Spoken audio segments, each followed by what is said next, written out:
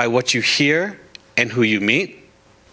2, we hope that you leave with more hope, knowing that you have some skills, some new knowledge, and most importantly, that you are in a room with other people who are doing the same thing.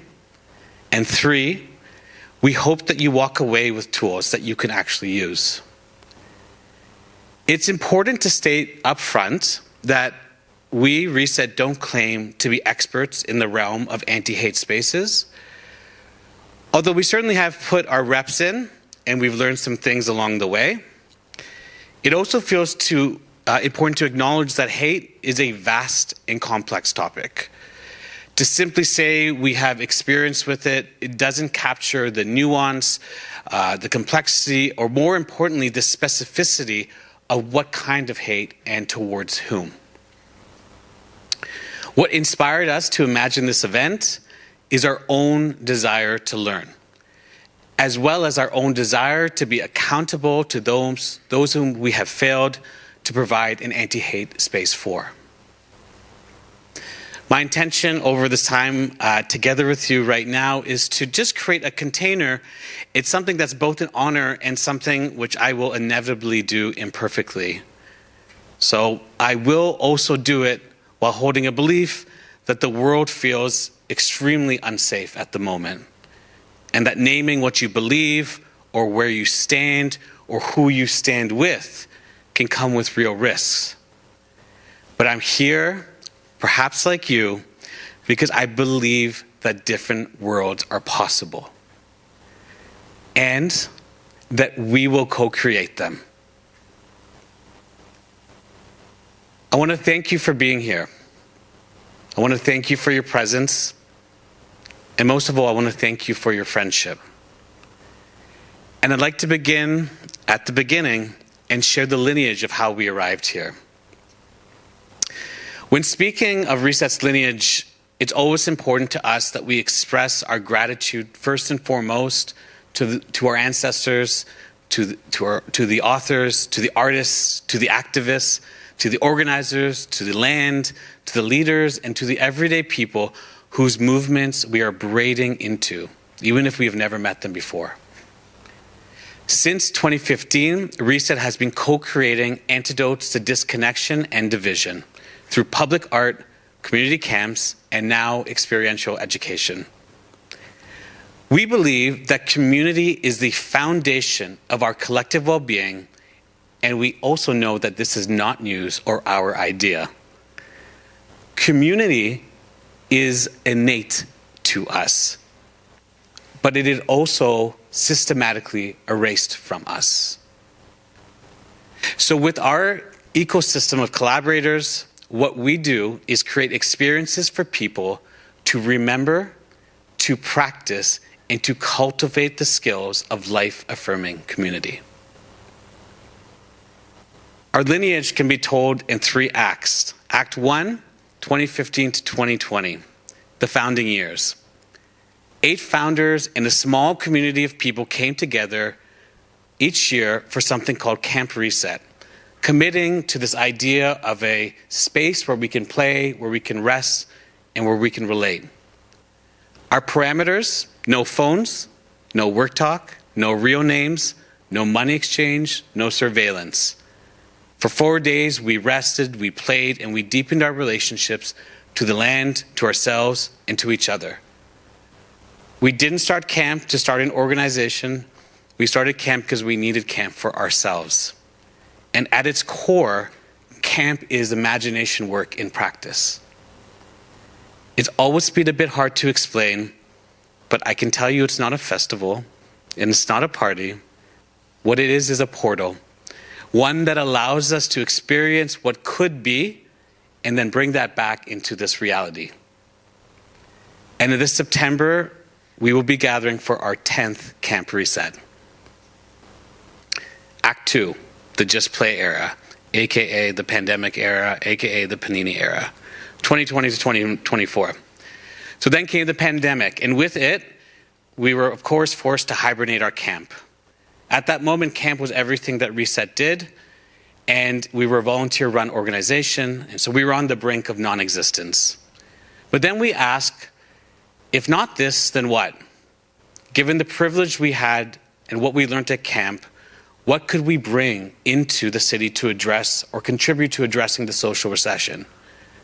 With our community, we met online and we co-created a 3-point plan inspired by emergent strategy and Arundhati Roy's provocation, what if the pandemic was a portal? And this was the plan. 1, bring camp back when we can. 2, introduce camp-inspired public art to meet the moment. In 2021, we launched the pop-up playground, hosted it in 50 public spaces and parks in Toronto in order to make strangers less strange again, and was awarded a Community Champion Award from the City of Toronto. In 2022, right here in Little Jamaica, we set a world record at One Big Hug by bringing together the most number of nations and nationalities in a group hug to create an enduring and living symbol of unity. And 3, the third part of the plan was to explore a new kind of gathering space. For 3 years, our community living room was located just down the street, inside an old convenience store. Just a quick show of hands here. Did anybody have a chance to visit the living room? Okay, a good number of you. So you might know what I'm about to share, but I want to paint a bit of a vibe for those who hadn't had that experience.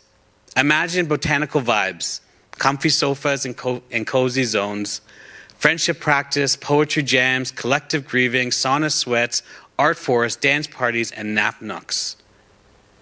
Often the community living room would be referred to as a third space, but we like and we're introduced to this idea of a fourth space. The difference between a third and a fourth space, a third space is one that is oriented around capital, like a coffee shop. A fourth space is oriented around community. Both are gathering spots which are not your home and not your work, but fundamentally start from a different place. The biggest lesson we learned over the 3 years at our living room was not that we necessarily require spaces to gather, although they are essential and important, but that we required the skills to gather. And that for decades, well before the pandemic, and for multiple reasons, our skills related to relationality have been in decline. As some of you know, or all of you now, we made the decision to hibernate the living room. After 3 years, we had learned what we had to learn. There was, of course, some sadness and some grief associated with this, but this was balanced by a reminder by someone in the community of the myth perpetuated by capitalism that longevity is equated to success. Furthermore, we had a friendly reminder from nature as well that things happen in cycles. We don't tell trees they're failing in October. Act 3, choose community, present day and going forward. So speaking of trees, one of the richest beings in a forest is a decomposing tree. And the living room, along with the lessons from our first 10 years, were integrated into our first strategic plan, which we just unveiled this past Saturday. The plan, entitled Choose Community, reflects our vision for a world where community is practiced and at the center of our collective well-being. I should also note that a strategic plan can sound extremely jargony and opaque at its core. So in simple terms, what we have is a map to follow. The map prioritizes our desire to decentralize, to decolonize, and to decompose the things that we are learning, which is what we're literally trying to attempt to do today. In fact, today is a great example of one of the biggest shifts that will differentiate our first 10 years with our next. This new chapter for Reset asks us to move beyond serving our own community and bring intention to be in service to others. As such, sometimes we may be in the front, but we also hope now to be integrated into the back. We want to be in service to many movements rather than being one ourselves. We will be sharing our plan online this week, but in the interim, I want to return back to the topic at hand. It feels important to provide a working definition for what an anti-hate space is. What it is a place rooted in love, in justice, in collective care, where all beings, especially those historically and systematically marginalized, can show up in their fairness without fear of violence, exclusion, or erasure.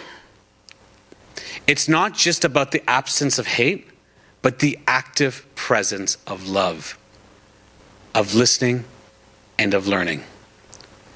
These spaces are held with intention, shaped by a commitment to dignity, accountability, and relationality. They are not neutral zones, but brave ones, where harmful systems are named, power is examined, and healing is prioritized. Bell Hooks reminds us that, quote, love is an action, never simply a feeling, end quote. In an anti-hate space, that love becomes a practice. It sounds like checking in with someone who feels unheard, interrupting harm when it arises, and making space for rest and restoration. Indigenous elders and knowledge keepers often speak of living in good relation, not just with each other, but with land, spirit, and future generations. This teaching, echoed in the phrase, all my relations, expands our sense of responsibility and belonging. It reminds us that creating a truly anti-hate space means including voices across generations, across species, and across time.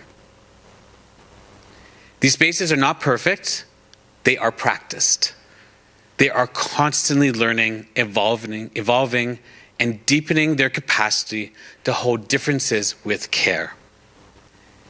In the spirit of Mr. Rogers, who once said, there are 3 ways to ultimate success. The first way is to be kind. The second way is to be kind. And the third way is to be kind. These spaces are ultimately about choosing kindness, not as avoidance, but as a radical and ongoing commitment to justice and belonging. As mentioned earlier, we have some experience co-creating anti-hate spaces through our camps and days like today. But our deepest learnings come through our time in the living room. While we were never explicitly called an anti-hate space,